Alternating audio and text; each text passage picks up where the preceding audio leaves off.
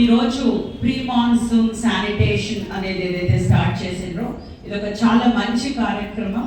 Every year కూడా మనం pre monsoon ఒకటి చేసుకుంటూ వస్తున్నాం. అయితే ఇది స్పెషల్గా ఈరోజు ఒక మేయర్ వార్డ్ నుంచి స్టార్ట్ చేయాలన్న అనురాగ్ గారికి నేను ధన్యవాదాలు తెలియజేస్తున్నాను.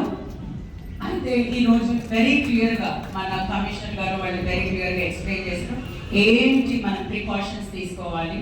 వాటర్ వర్క్స్ వాళ్ళ హరికిషన్ గారు ఎక్స్ప్లెయిన్ చేశారు, హరిశంకర్ గారు, మన అనురాగ్ గారు అండ్ రఘుప్రసాద్ గారు కూడా శానిటేషన్ అడిషనల్ కమిషనర్, మీ అందరికీ కూడా వెరీ క్లియర్గా ఇక్కడ మనం ఎక్కడ ఇదవుతున్నాం, ఎంత మనం చేసుకుంటూ వస్తున్నాం. ఎవ్రీ ఇయర్ మనం డ్రైవ్ చేస్తూనే ఉన్నాం, ఈ శానిటేషన్ డ్రైవ్ చేస్తూనే ఉన్నాం.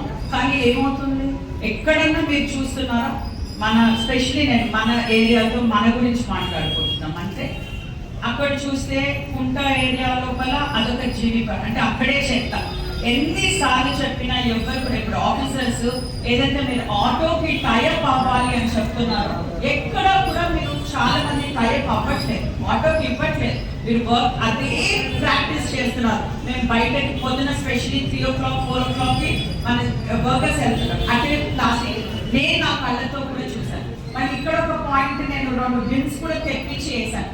బిన్స్ తెప్పించి వేసాక కూడా మీరు అందరు కూడా బయటే వేస్తున్నారు.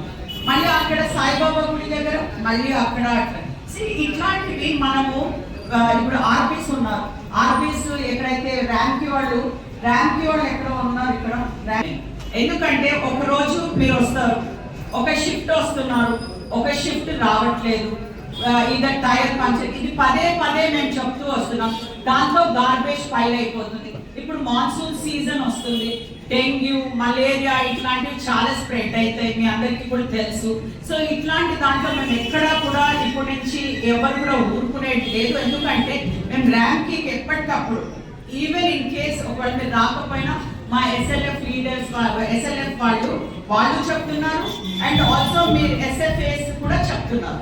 సో అందుకని మీరు తప్పకుండా ఎవ్రీ డే మనం క్లీన్ చేసుకుంటే ఎవ్రీ డే టు డే మీరు అక్కడ వేయకుండా మీరు చూసే బాధ్యత మీరే. ఇక్కడ వచ్చిన ఇప్పుడు ఇంతమంది లోపల కూడా 50% ఆఫ్ ద పీపుల్ ప్లాస్టిక్ వేస్తారు. నాకు తెలుసు ఇక్కడ సగం మంది అక్కడే వేస్తారు, ఆటోకి ఇవ్వట్లేదు.